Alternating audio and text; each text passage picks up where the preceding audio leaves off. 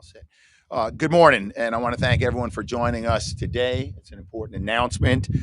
Let me first thank the staff and the attorneys at the Consumer Protection Division of the Office of the Attorney General. Their work and working in coordination with or cooperation partnership with the county has led us to today's announcement. I want to particularly thank Assistant Attorney General Dawn Singleton and Deputy Chief of our Consumer Protection Division, Karen Valentine. And I really do want to thank Prince George's County government. I want to thank you for your work, the work that you do every day to ensure the health and safety of our residents. And I want to thank the Chief Administrative Officer, Tara Jackson, her presence here today, and the work and the leadership that you demonstrate day in and day out. I know that we share the belief that all Marylanders deserve to not only feel, but to actually be safe and secure in their homes. Owners of multi-family housing units are required to hold a license in the state of Maryland. It's simple, it's straightforward, it's the law. But it took the Heather Hill Property Company 25 months after they purchased the property, which stands behind me, to even apply for a license.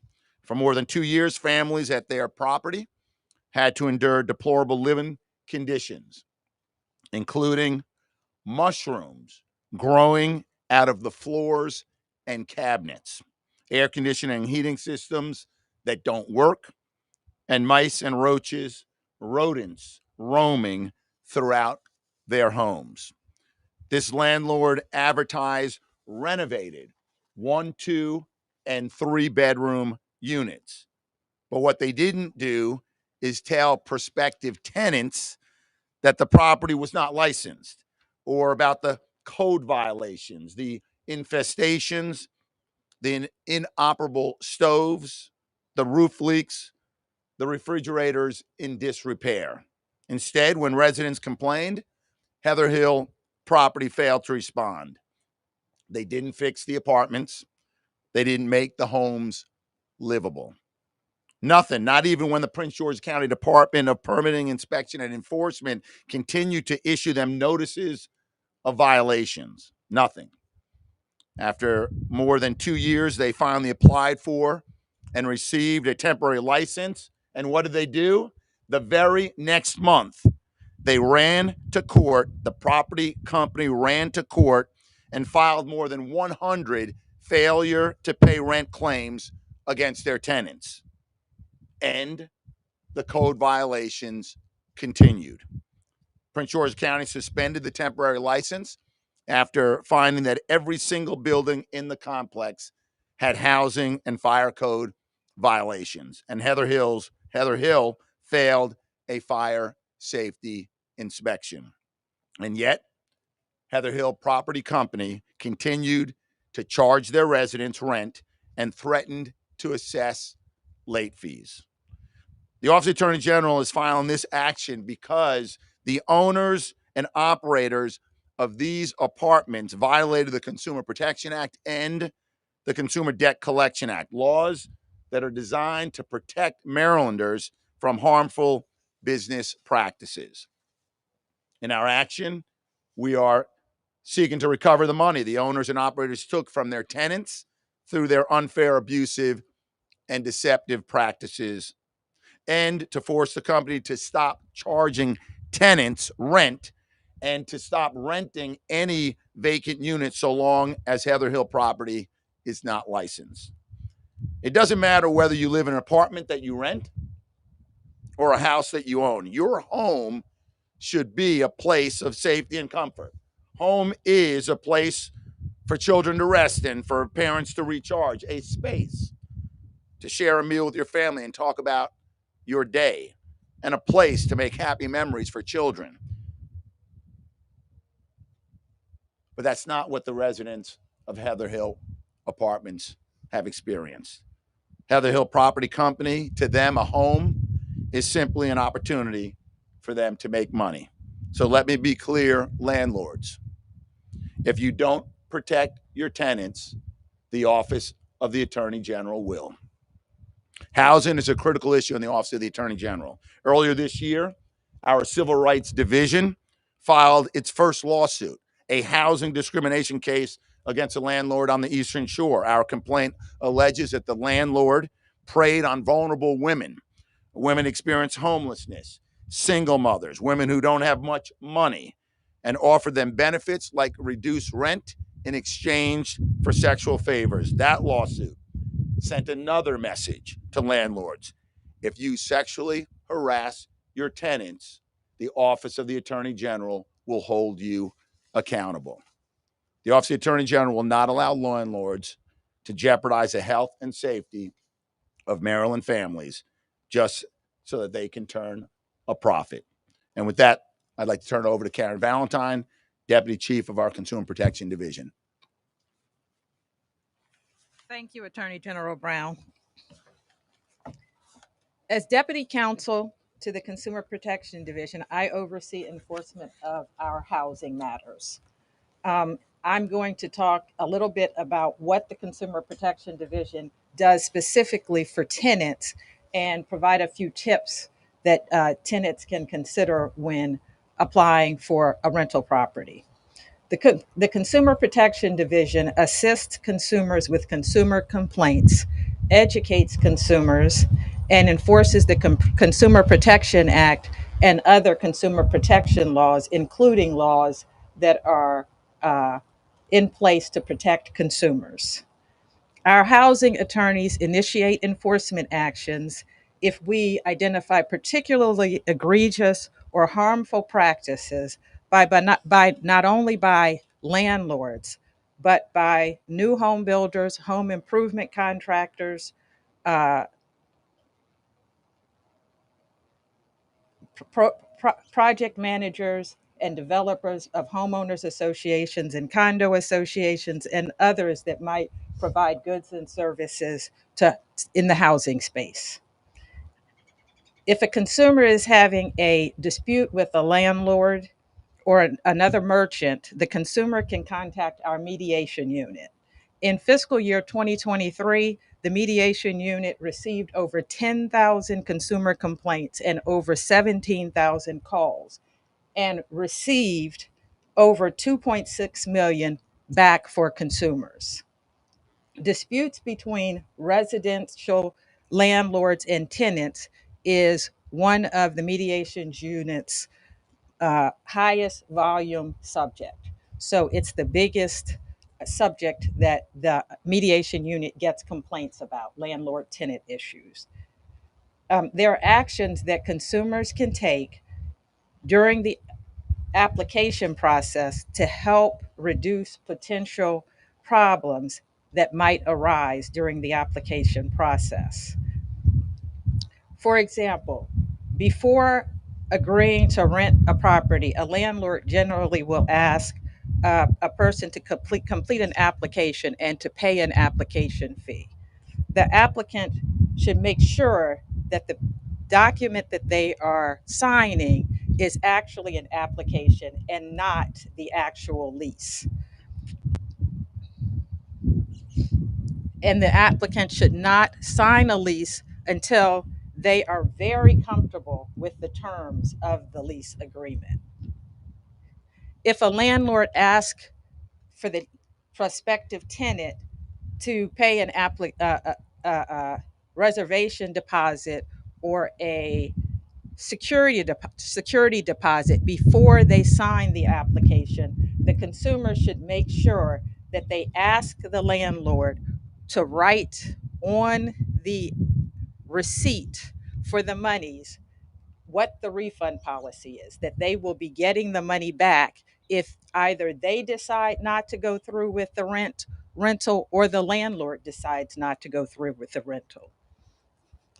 When when a tenant experiences serious or dangerous defects in a rental unit, the tenant has the right to go to the district court and seek to put their money in an escrow account instead of giving the money to the landlord.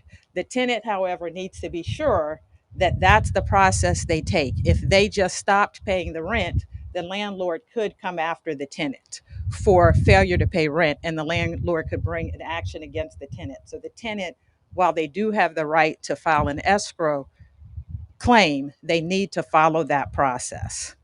Besides filing a rent escrow claim, they can complain to their local jurisdiction authorities, or they can complain to the Consumer Protection Division, to our mediation unit. Tenants can report actually any kind of dispute they're having with the landlord to our mediation unit. Our consumer hotline, our mediation unit hotline is 410 528 8662. And we also have a toll free number, 880 743 0023. For Spanish speakers, the number is 410 230 1712.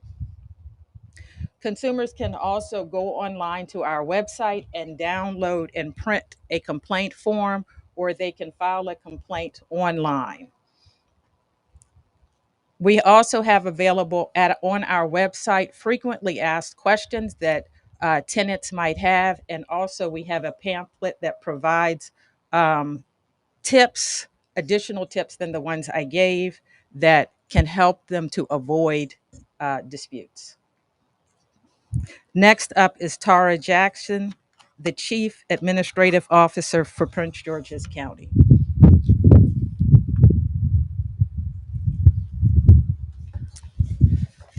Thank you, Karen. Good morning, everyone. On behalf of County Executive Brooks, I first want to thank Attorney General Anthony Brown and his office for taking this necessary action, and we appreciate their ongoing cooperation with the county on this matter. It's imperative that we partner on this because our joint message is crystal clear. There is no excuse for the actions of Heather Hill Property Company. Its conduct demonstrates disregard for the health and safety of our residents, and they should be held accountable. Since April of 2022, Heather Hill has been cited by our Department of Permits, Inspections, and Enforcement for numerous violations.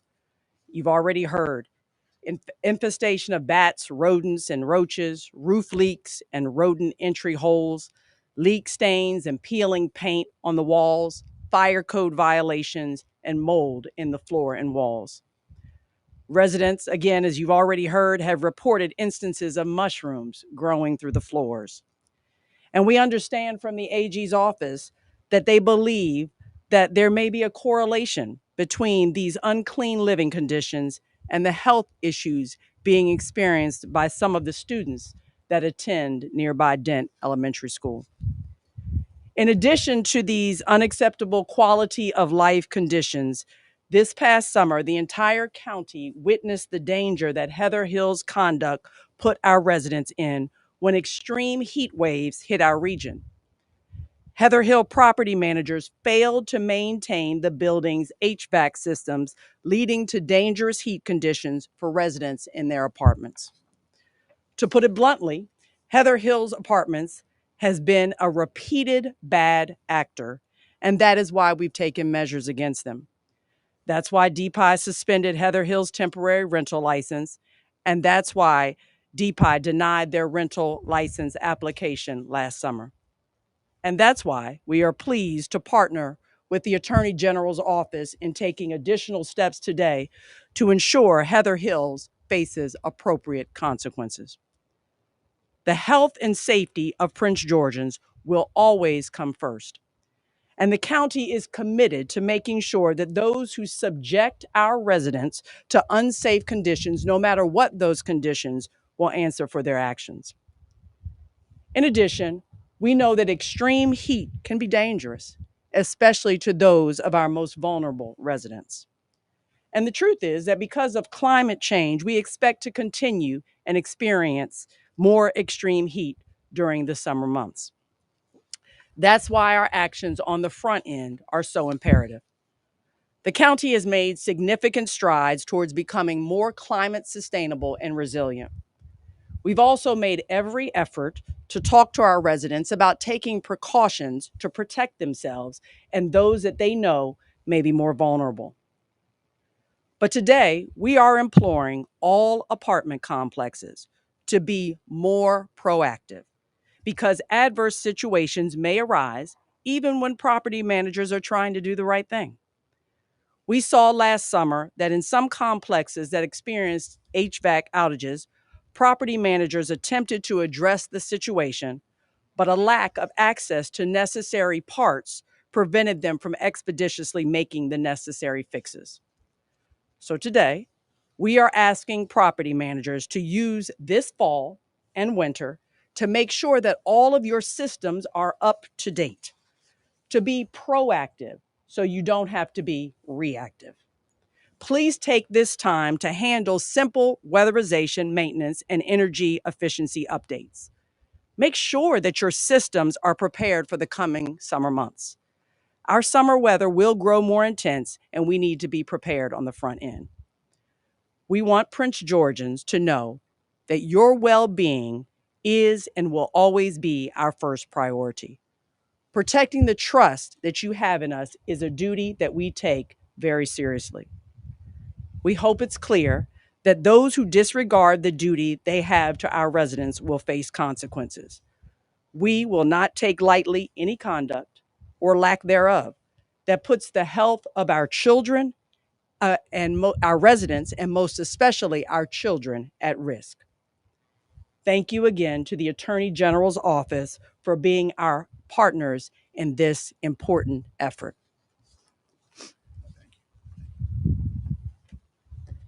So we'll now take any questions that you have. As you know, this isn't the first complex that's had issues, but how do the violations at this one compare to some of the others that you have seen around Prince George's County?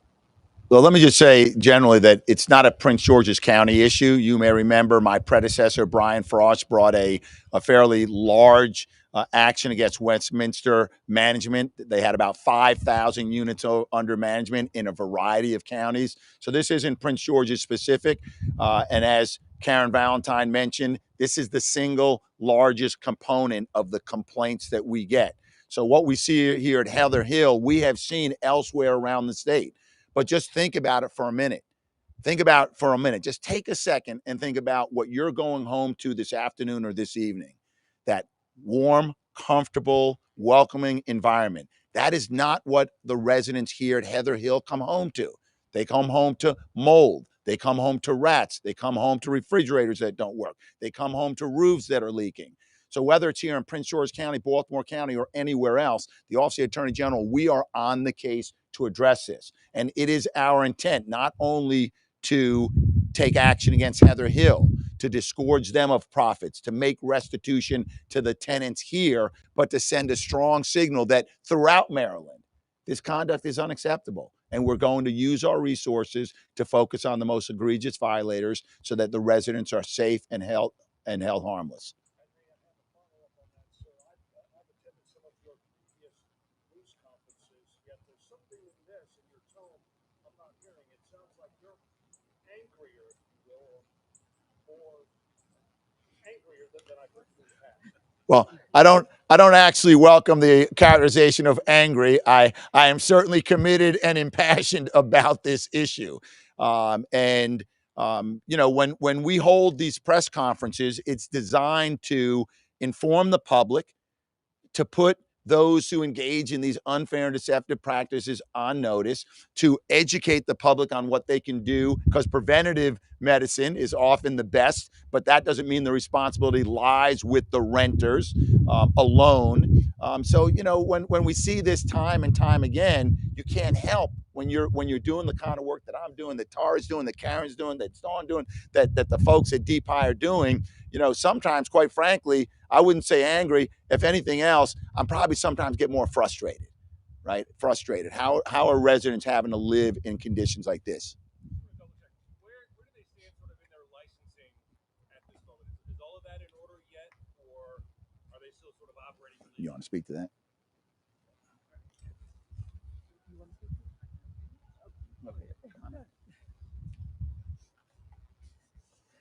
Currently, they do not have a license, but DPI is working with them, the Department of permits, inspections, and enforcement are working with them, trying to get them properly licensed. If they can't get licensed, or what's sort of the impediment to that, and what happens if that just doesn't work? Well, let me get there. First of all, it does work and it will work. But in order to be licensed, you've got to meet you have to meet code, right? You fire code, health and safety codes, and the county will continue to work with this property owner to come up to code. The goal isn't to shut down apartment complexes. We need affordable, quality housing throughout the state of Maryland. So the goal is to work with property owners. Okay, sometimes you have to get their attention, like a statement of charges filed by the Office of Attorney General. This will be costly for them. Okay, they can avoid these costs by making the investments in the property. So I'm confident that they will, but we'll work with them. The county will work with them, bring them up to code, make sure that the homes are habitable, reissue licenses so that this way the residents of Prince George County have affordable, quality places to live. In the meantime, the goal is to reimburse the residents for what they have to deal with. Do you have an idea as to how much that could be for them? Well, let me just say that the hearing on the case that we filed is in February. And during the course of that adjudication, liability will be determined, the amount of damages will be determined, the penalties will be determined, fines. Part of that determination is what will be restitution or what goes back to residents. So all of that will happen in the course of the adjudication that is scheduled for, I think, mid-February of next year. Your advice, perhaps I missed it clearly, but the advice to the tenants who feel they have a problem now, I just walked down there, everyone has issues. Should they be paying their rent? Should they be open and asking? What is the specific advice to the tenants who have issues with this property today, right now? Right. So if you have an issue with the property, as Karen Valentine mentioned, go to the court. There's a process, opens up escrow. You pay your rent into that escrow. So when the issues are addressed, a determination is made about where that money goes. In the case of an unlicensed property owner, which is what you have here, an unlicensed property owner is prohibited from collecting rent in the state of Maryland, nor can they retaliate against renters who are pursuing their rights. We have heard of renters who are being threatened with eviction, and that's unlawful. It's unlawful in Prince George's County, and it's unlawful throughout many of the counties in the state of Maryland. So if you have a complaint, certainly call, and Karen provide the information. We can give it to you after. Call the Office of the Attorney General if you have further complaints about this property or any other property.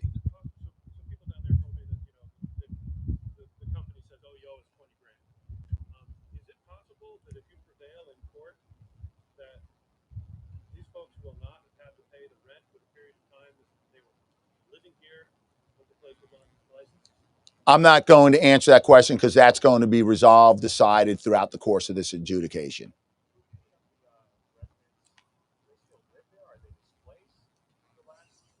No, they're residents still here. Yeah.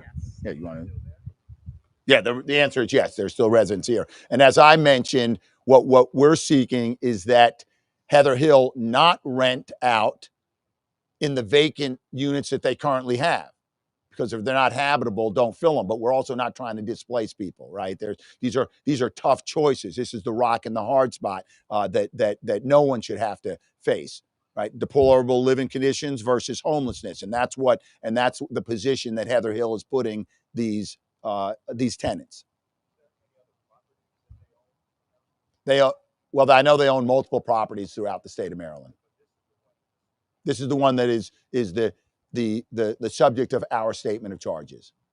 You said they're not licensed right now, but it's also illegal for an unlicensed company to secure rent. Does that mean the residents don't have to pay their rent? I just gave you statements of fact and law, right? In Maryland, right? An unlicensed property owner cannot collect rent. They don't have to pay. They don't want to. In Maryland, an unlicensed property owner cannot collect rent.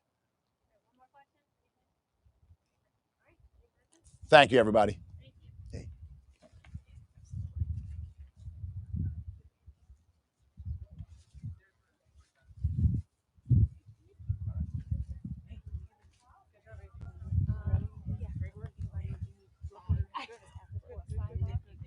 Thank you, everybody. That wraps up the press conference. Yes, exactly. Just remember, this mic is still